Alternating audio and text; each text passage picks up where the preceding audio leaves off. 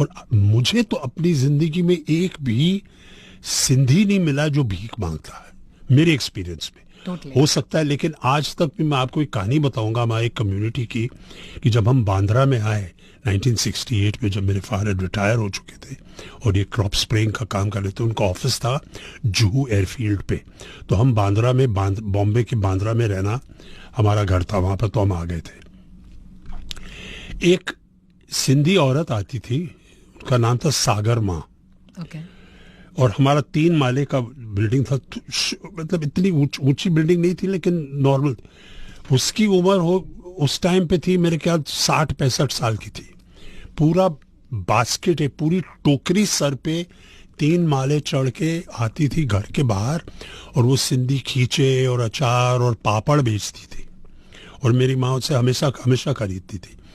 और उसको, वो कमाल की औरत थी, जब मेरी माँ उसको थोड़ा सा एक्स्ट्रा देती थी कि चलो 20 रुपए का बिल हो गया, मैं तो ये 21 रुपए 22 रुपए चेंज मत दो मुझे वापस, एक पैसा का चेंज बहती थी, वो ठीक है मेरे पास। मैं, और वो पता नहीं उल्लासनगर से आती थी बांद्रा, इतनी दूर, उस 1 पैसा एक्स्ट्रा नहीं लेती थी।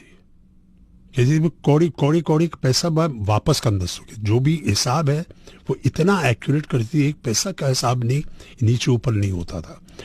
और मेरी माँ मुझे बुला के बोलती, इसे देखो 1 पैसा एक्स्ट्रा नहीं लेती है, जो उसकी कमाई का था वही लेती थी।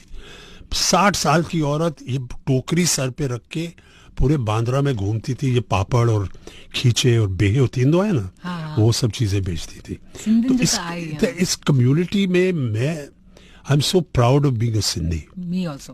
पूरी दुनिया में आप देखेंगे जहां भी सिंधी कम्युनिटी है, दे हैव, कभी कंप्लेन नहीं हुआ है कि हमारा ये हो गया वो हो गया, कुछ नहीं था। जीरो से शुरू करके आज आप कहीं भी जाइए, अमेरिका में देखिए सबसे बड़े बिजनेसमैन सिंधीज हैं, किसी भी प्रोफेशन में देख लीजिए। तो I think for you and me it's, I am glad you brought this up it. और जो मैंने आमिर आई में मजाक में किया था, but is no disrespect, it was a caricature, जो मतलब वो खिंचाई होती रहती है। उसमें भी विलेनिश का जो टच दिया था ना आपने, वो बहुत ही इंटरेस्टिंग था। और दूसरी बात क्या है कि सिंधी कम्युनिटी हैज, उन्होंने इतना देखा है लाइफ में, they have the ability to take a joke on themselves, और ये बहुत बड़ी बात है। और ये वही कम्युनिटी कर सकती है जिसने इतना सब देखा हो, इतना सब खोया है। तो इनको, they have a good sense of humour, they can laugh at themselves, and that is one of the important reasons that the Sindhi community has survived so well.